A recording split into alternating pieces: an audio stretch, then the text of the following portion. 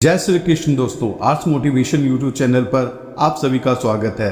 अगर आप भी भगवान श्री कृष्ण के भक्त हैं तो कमेंट में जय श्री कृष्ण जरूर लिखें। तो चलिए शुरू करते हैं आज का वीडियो। दोस्तों, आज भी हम ऐसे समाज में जी रहे हैं जो आज भी पुरुष प्रधान है। आज भी जब लड़की का जन्म होता है तो अधिकतर घरों में मायूसी छा जाती है। और मित्रों, यह और कुछ नहीं बल्कि हम मनुष्यों की अज्ञानता है। लड़की को बोझ समझते हैं, परंतु आपको जानकर हैरानी होगी कि लड़की का जन्म हर किसी के घर में नहीं होता, बल्कि ऐसे घर में होता है जो भाग्यशाली होते हैं और बहुत ही अच्छे कर्म किए होते हैं। दोस्तों, आज हम आपको यही बताने जा रहे हैं कि भगवान कैसे घरों में लड़कियों को जन्म देने के लिए चुनते हैं और वो कौन से पुण्य कर्म हैं जिसकी वजह से कोई भी इंसान बेटी का माया बाप बनते हैं। तो भगवान श्री कृष्ण से अर्जुन पूछते हैं कि हे माधव, किन कर्मों के कारण किसी के घर पुत्री धन की प्राप्ति होती है, अर्थात कैसे घरों में बेटियों का जन्म होता है। तब श्री कृष्ण अर्जुन से कहते हैं, हे पार्थ, जिस परिवार के भाग्य अच्छे होते हैं तो उस घर में बिटिया सौभाग्य से, और जिस भी स्त्री या पुरुष ने अपने पूर्व जन्म में पुण्य अर्जित किए होते हैं उन्हें ही बेटी के माता पिता होने का सौभाग्य प्राप्त होता है। बेटियों को जन्म के लिए उन्हीं घरों को चुना जाता है जो बेटियों का अच्छी तरह से भरण पोषण कर सके, क्योंकि तीनों लोकों में स्त्री अर्थात बेटियां ही ऐसी होती हैं जिसका भार हर कोई सहन नहीं कर सकता। वह बेटियां ही होती हैं जो इस सृष्टि को निरंतर चलाती हैं। माँ होने पर बेटियां अपना सर्वस्व निछावर कर देती हैं। इसलिए हे अर्जुन, जिस दिन इस सृष्टि में बेटियों का जन्म लेना रुक जाएगा उसी दिन धीरे धीरे इस सृष्टि का अंत हो जाएगा। मित्रों, भगवान श्री कृष्ण के इन वचन पर गौर किया जाए तो उनका कहना बिल्कुल सही है, क्योंकि बेटियां अगर नहीं होंगी तो किसी का भी वंश आगे नहीं बढ़ सकता। दोस्तों, आपने भी कई लोग कहते सुना होगा कि जिस घर में बेटी का जन्म होता है वह घर स्वर्ग के समान होता है, क्योंकि बेटा तो केवल एक कुल को रोशन करता है, लेकिन बेटियां तो दो दो कुलों को रोशन करती हैं। माता पिता के घर वह बेटी के रूप में अपने उत्तरदायित्व का निर्वहन करती हैं, तो ससुराल आकर एक बहू के रूप में सारे कर्तव्य का पूरी तरह से पालन करती हैं। दोस्तों, आप सुनते ही होंगे कि बेटियां परिवार में किसी के मर जाने पर उसका पिंडदान नहीं कर सकते, लेकिन यह बिल्कुल भी सही नहीं है, क्योंकि रामायण में बताया गया है कि प्रभु श्री राम के पिता राजा दशरथ की मृत्यु हो गई थी, तो माता सीता अर्थात राजा दशरथ की बहू ने ही उनका पिंडदान किया था, जिससे उन्हें जन्म मरण के चक्र से मुक्ति मिल गई थी।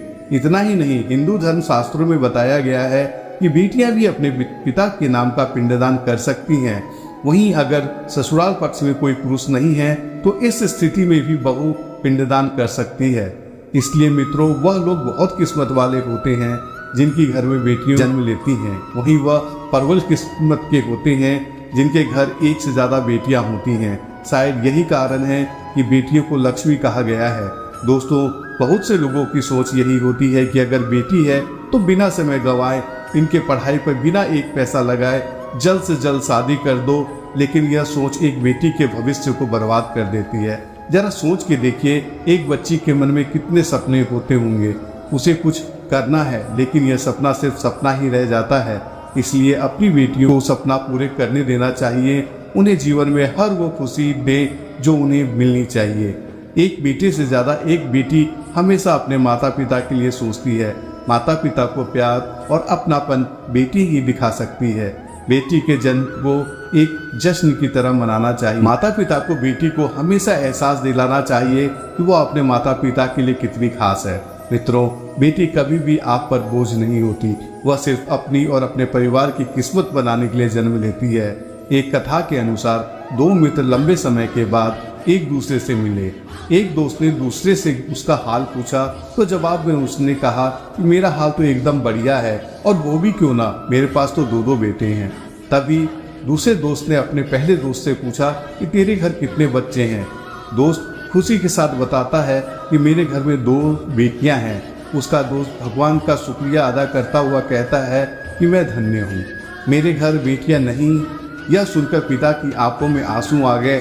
तभी उसकी बेटी पिता के मित्र से कहती है कि अंकल, भगवान हमेशा भाग्यवान को ही बेटी देते हैं। भगवान उसको पुत्री का सुख देते हैं जिसके अंदर बेटी को पालने का सामर्थ्य होता है, जो गरीब होकर भी अपनी बेटी को पाल सकता है।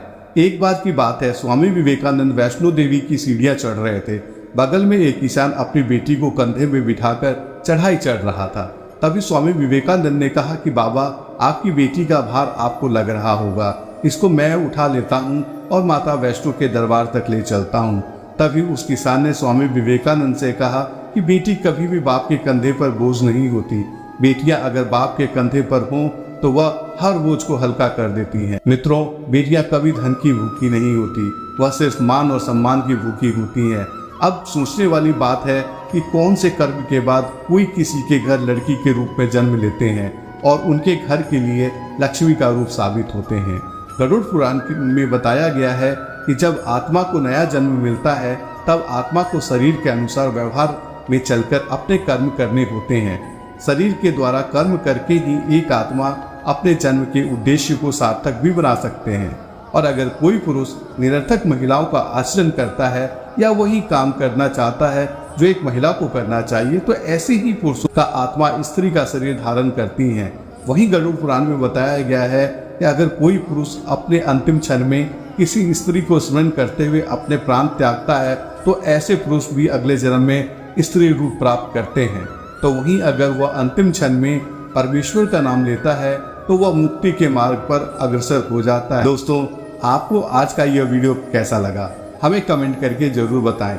ऐसे ही और ज्ञानवर्धक जानकारियां पाने के लिए हमारे चैनल को सब्सक्राइब कर लें और बेल आइकन को प्रेस कर लें ताकि चैनल पर अपलोड किया गया हर एक वीडियो सबसे पहले आप तक पहुंच सके।